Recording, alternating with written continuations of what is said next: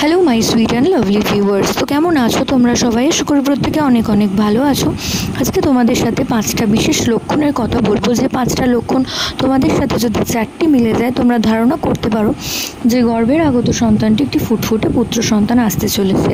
তো old wife টেলসে বলা হয় যে গর্ভাবস্থায় ফিটাল হার্ট রেট অর্থাৎ FHR যদি 140-এর কম হয়, সেক্ষেত্রে ধারণা করা হয় যে গর্ভের আগত সন্তানটি একটি ফুটফুটে পুত্র সন্তান আসতে চলেছে। দ্বিতীয়ত, যদি দেখো গর্ভবতী মা তার সন্তানকে সামনের দিকে ক্যারি করছে, অর্থাৎ তার পেটটা কিছুটা সামনের দিকে ছুচালো অবস্থায় রয়েছে, সেক্ষেত্রেও তোমরা ধারণা করতে পারো যে গর্ভের আগত সন্তানটি একটি ফুটফুটে পুত্র সন্তান আসতে চলেছে। এছাড়াও তোমরা যদি তৃতীয়ত দেখো যে গর্ভবতী মায়ের মর্নিং সিকনেস অর্থাৎ বমি বমি ভাব একদম নেই বললেই চলে, সেক্ষেত্রেও তোমরা ধারণা করতে পারো গর্ভের আগত সন্তানটি একটি ফুটফুটে পুত্র সন্তান।